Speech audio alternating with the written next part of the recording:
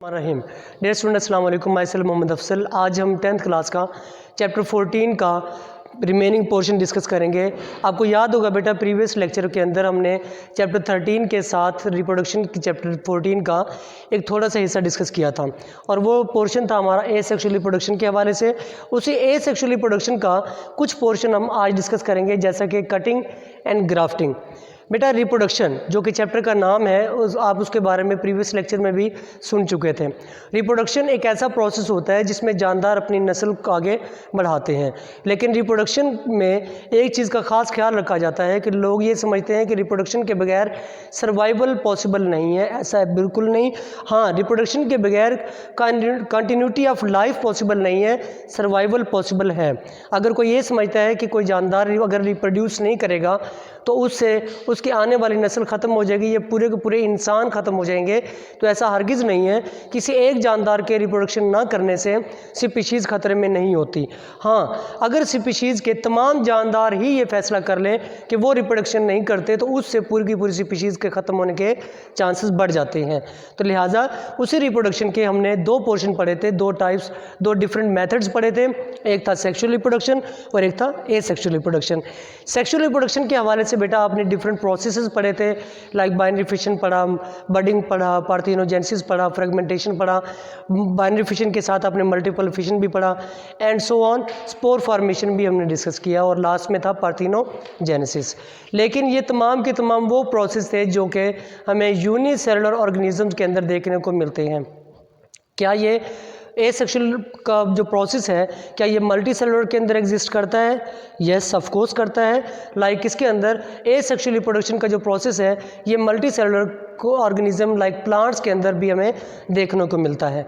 Plants के अंदर हम क्या करते हैं कि हम किसी एक सिंगल जानदार से बहुत सारी क्रॉप्स, बहुत सारी फसलें, बहुत सारी पर ईयर यील्ड या पैदावार हासिल कर सकते हैं, जैसे कि through the process of cutting and grafting. इनके ये प्रोसेस कहलाता है आर्टिफिशियल वेजिटेटिव प्रोपिगेशन, यानी कि आर्टिफिशियल खुद मसनूई तरीके से वेजिटेटिव पार्ट्स के ज़रिए से प्रोपिगेट करना, दूसरे जानदारों को पैदा करना। This is called artificial vegetative propagation. और इसके अंदर हम ये देखते हैं कि दो मेथड्स हमारे पास अप्लाई होते हैं। First one is cutting and second one is grafting. ये बेटा आपका इंपॉर्टेंट लॉन्ग क्वेश्चन है इस चैप्टर का, इसको आप लाजमी देखेंगे और इसके हवाले से अगर कोई क्वेश्चन हो तो आप लाजमी डिस्कस भी करेंगे। और इसके बाद एक टॉपिक और भी दिया हुआ है कि एडवांटेज और क्या है इसके और डिसएडवांटेज क्या है, ये भी हमारे सिलेबस का हिस्सा है। एडवांटेज आप जानते हैं कि आर्टिफिशियली अगर किसी चीज़ को सिंथेसाइज किया जाता है, तैयार किया जाता है, तो हम बहुत कम समय में एक ह्यूज अमाउंट, बहुत सारी पैदावार, बहुत सारी अमाउंट में चीज़ों को हासिल कर सकते हैं कम टाइम के अंदर।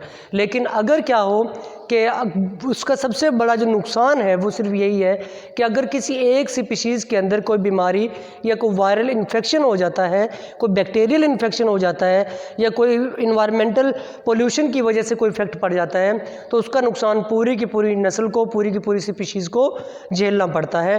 तो इस लिहाज से ये प्रोसेस जो है वो उसका ये ड्रॉबैक है, ये ख़तरनाक भी हो सकता है। अब ये सारे का सारा हमारे पास किसका पोर्शन था? ये था एसेक्सुअल रिप्रोडक्शन का, cutting, grafting and advantage and disadvantage of asexual reproduction. अभी हम बात करेंगे सेक्सुअल रिप्रोडक्शन इन प्लांट्स, यानी कि प्लांट्स के अंदर सेक्सुअल रिप्रोडक्शन किस तरह होती है। बेटा लाइफ साइकिल का प्लांट के अंदर हमने 9th के अंदर भी पढ़ा था कि प्लांट्स को अपनी लाइफ साइकिल के अंदर दो तरह की स्टेजेस बेयर करना पड़ती हैं। नंबर 1, एक ऐसा प्रोसेस जिसमें जानदार क्या करते हैं, स्पोर्स बनाते हैं। फ्लावर बनने का टाइम जिसमें फ्लावर्स बनते हैं और उस फ्लावर्स के अंदर कुछ हमें पोलन ग्रेन्स देखने को मिलते हैं, वो कंडीशन कहलाती है स्पोर फॉर्मेशन, यानी कि उसमें स्पोर्स बनते हैं। फिर हम देखते हैं कि कुछ अरसे के बाद, कुछ दिनों के बाद, कुछ टाइम बाद वही फ्लावर्स कन्वर्ट हो जाते हैं इनटू सीड या फिर फ्रूट के अंदर। फ्रूट या सीड का बनना वो कहलाता है गैमीटोफाइट जनरेशन। तो लिहाजा दोबारा उस सीड को अगर उगा देते हैं ज़मीन के अंदर, तो ज़मीन के अंदर बोने से फिर से दोबारा क्या होता है, फ्लावर्स बनते हैं। उन फ्लावर से फिर दोबारा क्या होते हैं, फ्रूट बनते हैं या फिर सीड बनते हैं। और ये प्रोसेस जो है वो प्लांट्स के अंदर रिपीटेडली, कंटिन्यूसली हमें देखने को मिलता है। और इस तरह की जनरेशन को क्या कहते हैं कि ऐसा प्रोसेस जिसमें स्पोरोफाइट जनरेशन पैदा करती है गैमीटोफाइट जनरेशन को, एंड गैमीटोफाइट जनरेशन ऑलरेडी पैदा करती है किसको, स्पोरोफाइट जनरेशन को। इस चीज़ को नाम देते हैं अल्टरनेशन ऑफ जनरेशन। अगर आप इस डेफिनेशन की बात करेंगे तो अब याद रखिएगा, स्पोरोफाइट जनरेशन हमेशा डिप्लॉइड जनरेशन होती है, 2n जनरेशन होती है। गैमेटोफाइट जनरेशन हमेशा हैप्लॉइड जनरेशन होती है, सिंगल एन जनरेशन होती है। तो अब डेफिनेशन यूँ करेंगे, the process in which diploid sporophyte generation converts into haploid gametophyte generation and haploid gametophyte generation converts into diploid sporophyte generation is called alternation of generation. ठीक है, तो ये होता है प्लांट्स के अंदर सेक्सुअल रिप्रोडक्शन का पार्ट, जिसके अंदर प्लांट्स जो अपने आप में ग्रो करते हैं और अपनी नस्ल को आगे बढ़ाते हैं। अब क्वेश्चन यहाँ पे ये है कि किस तरह से प्लांट्स, फ्लावरिंग प्लांट्स के अंदर ग्रो किस तरह करते हैं, या फ्लावरिंग प्लांट में रिप्रोडक्शन किस तरह से होती है। बेटा फ्लावरिंग प्लांट्स के अंदर प्लांट्स आप जानते हैं कि ऐसे प्लांट्स जो फ्लावर्स बनाते हैं, इनकी कैटेगरीज होती हैं। कुछ ऐसे प्लांट्स होते हैं जिनमें फ्लावर्स नहीं बनते हैं, कुछ ऐसे होते हैं जिनके अंदर फ्लावर्स बनते हैं। तो यहाँ पे आपके पास एक शॉर्ट क्वेश्चन बनेगा इस पैराग्राफ, यानी कि जो टॉपिक आपका सेक्सुअल रिप्रोडक्शन प्लांट्स के अंदर, एक और क्वेश्चन भी बनता है आपका short question, differentiate between angiosperm and gymnosperm, उसको भी आप हाईलाइट करेंगे। और यहाँ पे दूसरा क्वेश्चन भी शॉर्ट क्वेश्चन इंपॉर्टेंट, वो है differentiate between sporophyte generation and gametophyte generation, इन दोनों में क्या डिफरेंस है, ये भी आपको शॉर्ट क्वेश्चन बुक के प्रीवियस लेक्चर में भी हमने डिस्कस किया था और बुक के अंदर भी इसको हाईलाइट किया गया है, इसको भी आप लाजमी देखिएगा। अभी हम डिस्कस करते हैं कि flowering sexual reproduction in flowering plant किस तरह से होती है। फ्लावर जो होते हैं उनकी शेप हमेशा पेटल्स की सूरत में होती है, उसको वर्ल कहते हैं। और ये वर्लिंग का जो सिस्टम है या पेटल का जो सिस्टम है, ये किस तरह से प्रोसीड होता है, इनके अंदर जो सबसे आउटर पहली फर्स्ट वर्ल होती है उसको हम नाम देते हैं कैलिक्स का। कैलिक्स का काम होता है प्रोटेक्शन देना फ्लावर को। उसके बाद करोला सेकेंड वर्ल है। थर्ड वर्ल आपके पास एंड्रोशियम है जो कि मेल रिप्रोडक्टिव पार्ट होता है। और उसके बाद फोर्थ वर्ल होती है गाइनेशियम जो कि फीमेल रिप्रोडक्टिव पार्ट होता है। इसको आप लाजमी देखेंगे, ये आपके पास एमसीक्यूज में पूछा जा सकता है, which one of the following is the female reproductive part of the plant flower. तो आप बताएंगे गाइनेशियम जो है वो फीमेल रिप्रोडक्टिव पार्ट होता है, जबकि एंड्रोशियम जो है ये आपका male reproductive part of the flower कहलाता है। इसके अंदर फिर आगे कुछ पार्ट होते हैं, इसको स्टेमन भी कहा कहते हैं। क्या कहते हैं इसको? स्टेमन भी कहते हैं, जिसकी ये शेप होती है और इसके ऊपर यहाँ पे ये इस हिस्से का नाम होता है एंथर। क्या कहते हैं इसको? इसको एंथर कहा जाता है। जबकि एंथर के बाद ये जो ट्यूब लाइक स्ट्रक्चर होती है इसको कहा जाता है फिलामेंट। क्या कहते हैं बेटा इसको? फिलामेंट कहा जाता है। यानी कि एंड्रोशियम के दो पोर्शन होते हैं, एंथर एंड फिलामेंट। एंथर के अंदर छोटी छोटी दानेदार स्ट्रक्चर्स होती हैं, उनका नाम होता है पोलन ग्रेन्स। क्या कहते हैं उनको? उनको कहते हैं पोलन ग्रेन्स। ये पोलन ग्रेन जो है वो आगे रिप्रोडक्शन या फर्टिलाइजेशन के अंदर हिस्सा लेते हैं। दूसरा जो पार्ट है हमारे पास गाइनेशियम। गाइनेशियम की कुछ ये स्ट्रक्चर होती है और ये फीमेल पोर्शन होते हैं फ्लावर का, जिसके अंदर क्या होता है कि ये हिस्सा ओवरी कहलाता है और इस हिस्से का नाम स्टाइल होता है और इसको कहते हैं स्टिग्मा। इसको क्या कहते हैं बेटा? स्टिग्मा कहते हैं, जिसको हम आगे पोलिनेशन की डेफिनेशन के अंदर भी डिस्कस करेंगे। थियोफ्रास्टस एक साइड बॉक्स के अंदर साइंटिस्ट का जिक्र किया गया है। ये वो साइंटिस्ट थे जिसने सबसे पहले प्लांट्स के मेल एंड फीमेल पार्ट को रिकॉग्नाइज किया। और थियोफ्रास्टस ने ये भी बताया कि प्रोसेस ऑफ पोलिनेशन भी प्लांट्स के अंदर होता है और प्रोसेस ऑफ फर्टिलाइजेशन भी प्लांट्स के अंदर हमें देखने को मिलता है। तो फर्स्ट साइंटिस्ट जिसने पोलिनेशन और फर्टिलाइजेशन के बारे में हमें डिस्क्राइब करके बताया वो कौन थे बेटा? वो थे थियोफ्रास्टस। उनका क्या नाम था? थियोफ्रास्टस था। पोलिनेशन क्या होती है? अब पोलिनेशन एक ऐसा प्रोसेस होता है जिसमें पोलन ग्रेन एंथर से स्टिग्मा के ऊपर गिरते हैं। Transfer of pollen grains from anther to stigma is called pollination. यहाँ से फिर आगे पोलन ट्यूब बनती है और ओवरी जो है वो फर्टिलाइज होकर दोबारा फ्रूट या सीड के अंदर कन्वर्ट होती है। ये पोलिनेशन, इसको मज़ीद नेक्स्ट लेक्चर में भी डिस्कस करेंगे। उसमें ये होता है कि पोलिनेशन दो तरह की हो सकती हैं, या तो सेल्फ पोलिनेशन अगर फ्लावर अपने आप को सेम प्लांट के ऊपर फर्टिलाइज करे, या फिर क्रॉस पोलिनेशन अगर दो डिफरेंट प्लांट्स हों, दो डिफरेंट फ्लावर्स हों, तो ये पोलिनेशन क्या कहलाती है? क्रॉस पोलिनेशन कहलाती है। अब उसके बाद हम ये देखते हैं कि हमारे पास ये फर्टिलाइजेशन है, ये भी दो तरह की होती है, इंटरनल या एक्सटर्नल, जिसको भी हम नेक्स्ट देखेंगे। अब बेटा याद रहे ये इस पोर्शन के अंदर आपके पास दो शॉर्ट क्वेश्चन और भी बनते हैं। एक शॉर्ट क्वेश्चन बनता है व्हाट इज एंडोस्पर्म न्यूक्लियस, और दूसरा शॉर्ट क्वेश्चन बनता है आपके पास डबल फर्टिलाइजेशन।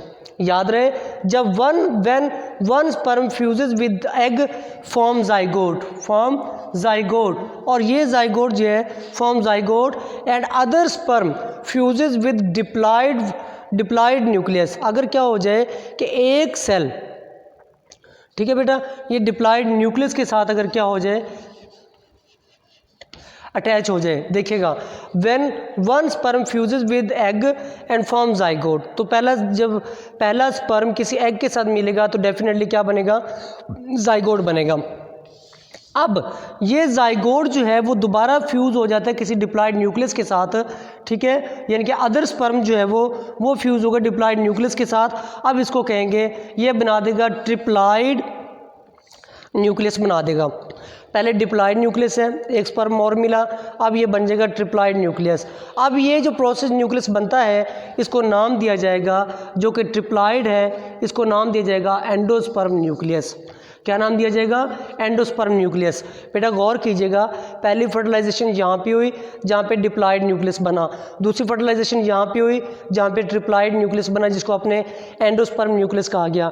और एक ऐसा प्रोसेस जिसमें डबल न्यूक्लियस जो है वो आपस में फ्यूज़ होते हो, दो तरह की फर्टिलाइजेशन होती हो, उसको नाम क्या दिया जाएगा, डबल फर्टिलाइजेशन दिया जाएगा। बच्चे कंफ्यूज हो जाते हैं कि डबल फर्टिलाइजेशन कैसे है, वो बिल्कुल ऐसे है कि जब एक स्पर्म पहले एग के साथ मिला तो उसने जाइगोट बना दिया, this is called first fertilisation, और इसको नाम दिया गया डिप्लॉयड न्यूक्लियस। क्या नाम देंगे इसको हमने नाम दिया डिप्लॉयड न्यूक्लियस। फिर दूसरा स्पर्म जो है वो इस डिप्लॉयड न्यूक्लियस के साथ मिलेगा, ठीक है, और वो बना देगा ट्रिप्लॉयड न्यूक्लियस। ठीक है बेटा, ये पहला आपके पास जाइगोट बना, फिर उसके साथ दूसरा जो स्पर्म है वो अगेन कंबाइन होगा और कंबाइन होकर बना देगा, अगेन क्या बना देगा, ट्रिप्लॉयड न्यूक्लियस बना देगा, और ये प्रोसेस कहलाएगा डबल फर्टिलाइजेशन का।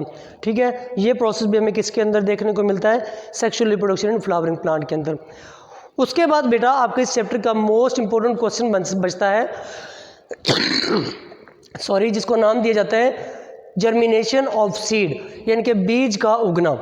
जर्मिनेशन ऑफ सीड के अंदर आप क्या लिखेंगे, ये क्वेश्चन हम पहले फुल डिटेल के अंदर पहले डिस्कस कर चुके हैं, लेकिन आज हम इसके कुछ की पॉइंट्स देखेंगे कि अगर वो हम पूरा कर लेते हैं तो हमें ये क्वेश्चन के पूरे मार्क्स मिल सकते हैं। कैसे, हमें इसकी पहली 2 लाइनों में के अंदर कुछ कंडीशंस बताई गई हैं कि किसी भी जर्मिनेटिंग सीड के लिए ज़रूरी क्या है कि इन्वायरमेंट का होना, सूटेबल लोकेशन का होना, मॉडरेट टेम्परेचर का होना, अवेलेबिलिटी ऑफ वाटर, ये सब ज़रूरी है कंडीशंस में।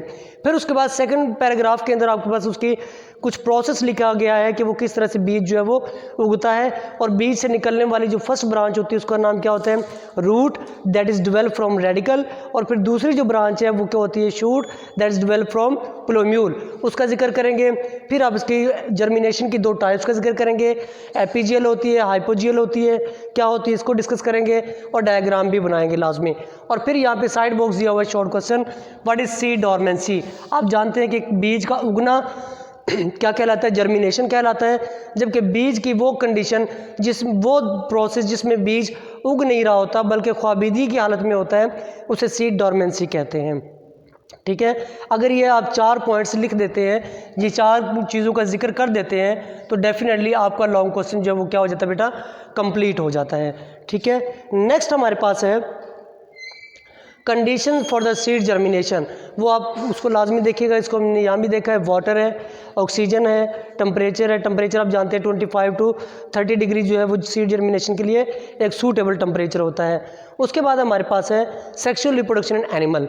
सेक्सुअल रिप्रोडक्शन इन एनिमल जो है उसको हम नाम देते हैं एक उसमें आप जानते हैं कि एनिमल्स के अंदर एग्स और स्पर्म बनते हैं, एग्स और स्पर्म्स को गैमीट्स कहते हैं। गैमीट्स जो ऑर्गन्स गैमीट्स को बनाता है उनको हम गुनेड्स कहते हैं। मेल गुनेड्स को आप टेस्टिस कहते हैं, फीमेल गुनेड को आप ओवरीज कहते हैं। टेस्टिस जो है वो हमेशा स्पर्म बनाते हैं and production of sperm is called spermatogenesis, but जो प्रोडक्शन ऑफ एग्स होती है वो ओवरी से होती है and production of eggs is called oogenesis. ये दोनों आप इसके अंदर भी, इसको भी आपने पहले डिटेल में डिस्कस किया हुआ है, ये भी आप लाजमी देखेंगे। ये इंपॉर्टेंट लॉन्ग क्वेश्चन भी है ये भी आपके पास, जिसमें आप गैमीटो क्वेश्चन आता है आपके पास, डिस्क्राइब अबाउट गैमीटोजेनेसिस, या फिर वो फर्दर किसी एक के बारे में पूछ सकते हैं, विद डायग्राम आपको उसको एक्सप्लेन करना होगा।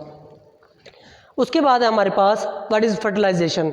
फर्टिलाइजेशन कहते हैं fusion of eggs and sperm is called fertilisation, इसकी दो टाइप्स होती है। इंटरनल फर्टिलाइजेशन, अगर एग जो है वो inside the body of mother develop करता है उसको इंटरनल फर्टिलाइजेशन कहते हैं। अगर outside the body, outside from the body develop करेगा उसको एक्सटर्नल फर्टिलाइजेशन कहते हैं। एक्सटर्नल फर्टिलाइजेशन जो है हमें एम्फीबियंस के अंदर यानी कि पानी के अंदर रहने वाले जानदारों के अंदर देखने को मिलती है, जबकि ये बड़े जानदारों के अंदर देखने को मिलती है। लास्ट में टॉपिक आपका दिया गया है एड्स के हवाले से। एड्स आप जानते हैं कि एक एसटीडी है, एक ऐसी बीमारी जो सेक्सुअल ट्रांसमिटेड डिजीज़ है। एड्स का मतलब एक्वायर्ड इम्यूनो डेफिशिएंसी सिंड्रोम है। इसकी काज आप देखेंगे HIV वायरस है, ब्लड ट्रांसफ्यूजन है, सेमन है, सलाइवा है, ये इसकी काजेज़ के अंदर आ जाता है। फिर इसके कुछ सिम्टम्स भी दिए गए हैं यहाँ पे और इसके हार्मफुल इफ़ेक्ट्स भी दिए गए हैं। लास्ट में role of non governmental organization in Pakistan, उनका NGOs का जिक्र है और NACPs यानी कि नेशनल एड्स कंट्रोल प्रोग्राम का भी जिक्र दिया गया है जो एड्स के रोकथाम के हवाले से पाकिस्तान में काम कर रहे हैं। यहाँ पे MCQs भी हैं बहुत सारे जिसमें 54 ऑर्गेनाइजेशन का जिक्र है और इन्फेक्टेड पॉपुलेशन का भी जिक्र दिया गया है कि पाकिस्तान के अंदर कितनी % आबादी जो वो एड्स का शिकार है। तो ये था हमारा आज का लेक्चर जिसमें हमने डिस्कस किया कटिंग एंड ग्राफ्टिंग के हवाले से, sexual reproduction in flowering plants, pollination, fertilisation, sexual reproduction in animal, seed germination and AIDS के हवाले से। आई होप कि लेक्चर आपको समझ आ गया होगा। इस हवाले से कोई भी कन्फ्यूजन आप व्हाट्सअप कर सकते हैं। जज़ाकल्लाह।